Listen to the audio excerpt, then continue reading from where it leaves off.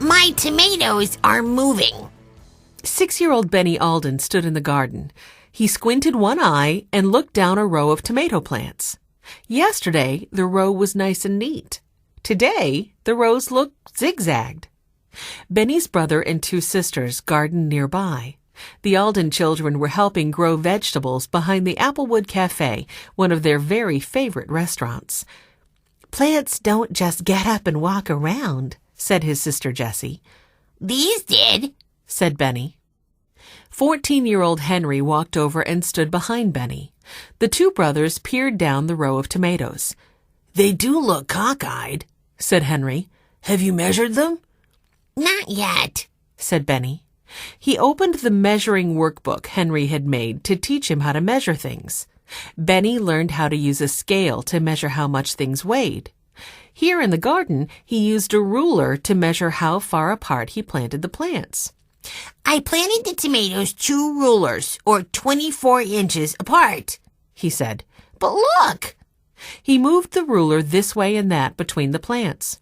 They measured 10 inches apart, or 36 inches, all sorts of odd numbers. Jessie pulled weeds nearby. The 12-year-old still did not believe plants could move around all by themselves. Maybe animals dug around your plants, she said. It might have been raccoons, or dogs, or rabbits.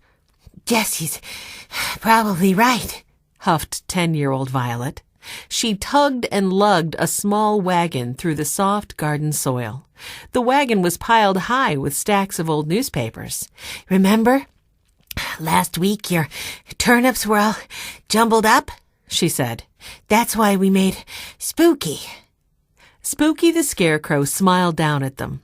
He wore the faded shirt and an old pair of pants Grandfather had donated to the garden. The children had stuffed the clothing with straw. They made Spooky's head out of a muddy green bag they'd found in an alley behind the cafe. Benny used Violet's markers to draw a smiley face. Jessie stuffed the bag with straw, and Violet sewed the head to Spooky's body.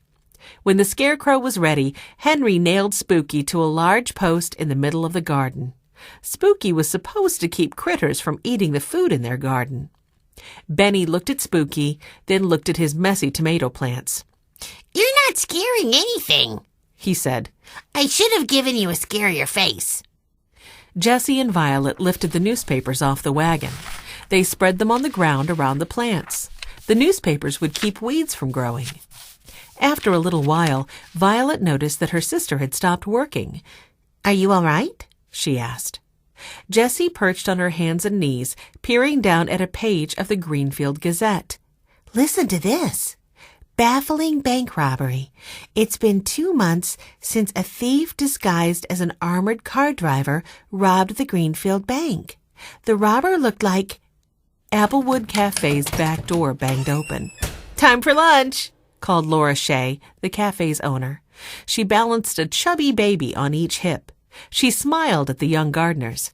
Anybody hungry? The Aldens didn't need to be called twice. They quickly ran inside to wash up.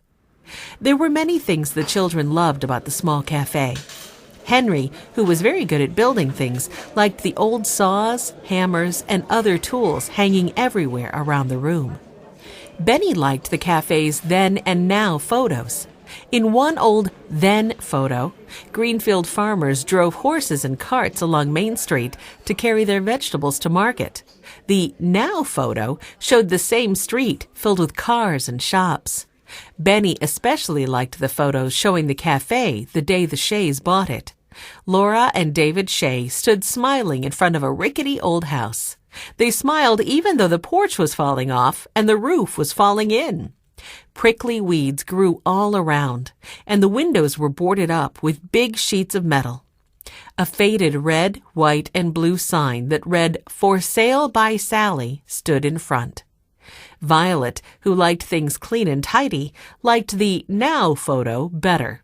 The Shays had painted the old house powder blue. They'd put on a new roof and porch. Large windows replaced the sheets of metal. The weedy backyard became a beautiful garden. The ugly old house changed into a bright, cozy restaurant. The Shays grew much of the food they served at the cafe.